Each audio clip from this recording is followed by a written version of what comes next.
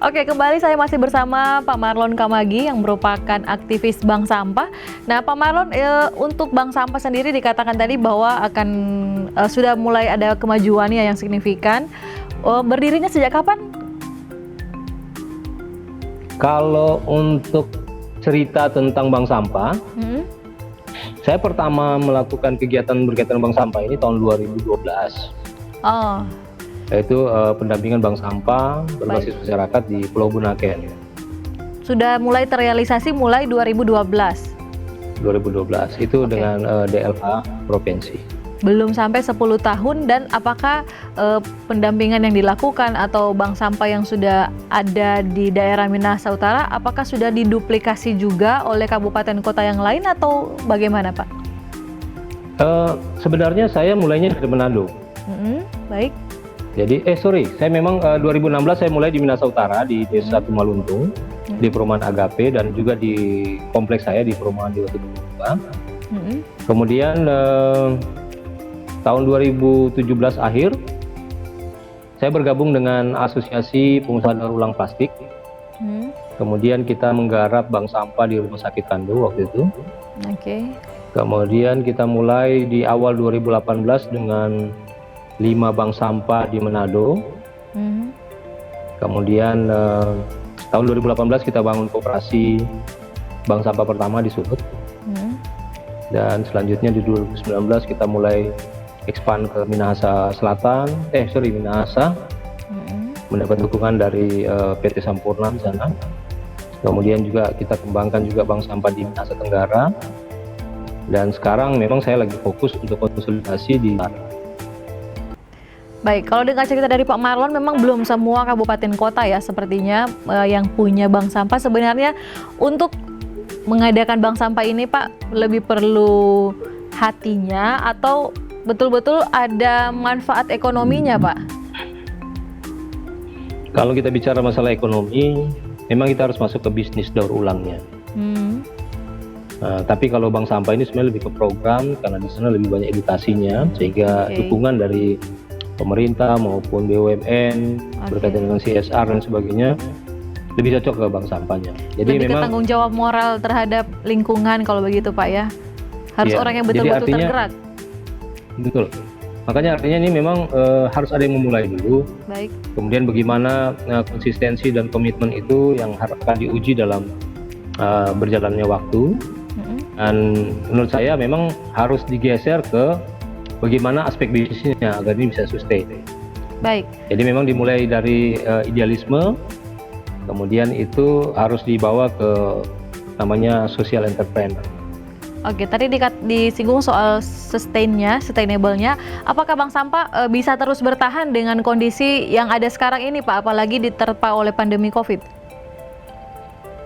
Kalau secara sustain, saya lihat teman-teman juga kan ini terus berjalan, bergerak, karena memang permasalahan sampah ini permasalahan semua. Baik. Bahkan saat ini saya bergabung dengan komunitas bank sampah Degradenya Pegadaian, kemudian juga bergabung dengan komunitas bank sampah Astra, dan saya juga dengan Asosiasi Pengusaha Sampah Indonesia. Kebetulan saya diangkat jadi sekjen di sana, dan ini menjadi sebenarnya platform atau forum untuk upgrade pengetahuan, wawasan, jaringan untuk bisa memastikan kegiatan pengolahan sampah berbasis masyarakat ini bisa berlanjut. Baik. Tadi dikatakan bahwa ada aplikasinya, Pak. Itu aplikasinya apa? Mungkin bisa disampaikan. Aplikasi itu saya sudah share di Japri ya, di WhatsApp. Itu yang namanya Kompis ya. Ya, Kompis itu bisa dibuka. Di sana ada 3 platform sebenarnya. Fiturnya ada yang untuk nasabah bank sampah, kemudian ada yang untuk pengelola bank sampahnya. Selanjutnya ada yang menghubungkan antara bank sampah dan pengepul. Itu yang saya katakan tadi, industri daur ulang. Itu bisa di-download di kompis.co.id. Di sana ada pilihannya, bisa masuk ke Play Store juga. Oh, ada ya. Jadi berarti kalau kita sebagai masyarakat biasa daftar yang mana? Bank sampah umum? Yang sebagai nasabah, aplikasi nasabah itu nanti warna hijau nanti dia. Oh, oke. Aplikasi Nah, di sana nasabah nanti- Kompis. Wah, Iya. luar biasa. Ya, nanti di sana bisa melihat mana bank sampah terdekat yang sudah menggunakan aplikasi sehingga bisa dibawa ke sana. Berarti masih sistemnya kita yang bawa sendiri, bukan di pick up oleh bank sampah ya? Di sana juga ada pilihan. Oke. Jika ingin di pick up, nah bisa nanti. Oke. Ya harusnya sistemnya seperti bank yang sebenarnya juga kan, nasabah yang menabung sendiri Ya. kan sebenarnya. Betul. Tapi namanya sampah Ya. biasanya maunya diangkat, tidak mau diantar. Itu ada konsekuensinya. Ya. Artinya kan ini edukasi kita bagaimana memilah sampah kemudian membawa di bank sampah. Oke. Artinya semakin detail memilah sampah, maka nilai sampahnya akan semakin tinggi. Baik. Baik. Contoh ya, misalnya botol PET gitu ya. Mm-mm. Botol PET itu botol minuman. Botol air mineral, Pak ya? Iya, air mineral. Seperti ini misalnya, Hmm? ya. Oke. Tutupnya itu dari jenis HD, plastik HD. Oke. Ini harganya berbeda. Oke. Bodinya sendiri ini kan dari jenis PET. Mm-mm. Jadi, kalau dalam posisi utuh seperti ini, maka ini harganya rendah gitu. Baik. Tapi kalau masing-masing tutupnya sendiri, botolnya sendiri, ya harganya jadi lebih mahal. Oh, begitu. Untuk itu. seperti contoh sampah botol air mineral tadi, yang paling mahal bagian yang mana, Pak, sebenarnya? Itu kebetulan kami saat ini kerjasama dengan salah satu NGO dari Eropa yang membantu peralatan untuk memproduksi brick dari plastik bahan baku HD atau tutup iya. botol tadi. Ya. Itu harganya akan jadi lebih baik Oke. karena selama ini di Sulawesi Utara belum ada industri yang mengolah, Betul. sehingga harus dikirim ke Jawa. Jadi proses pengumpulan kemudian kontainer dikirim ke Jawa itu high cost. Ya. Jadi kita bisa bermain dengan harga yang lebih baik karena kita sudah punya alat untuk memproduksi membuat produk dari bahan baku plastik. Oke.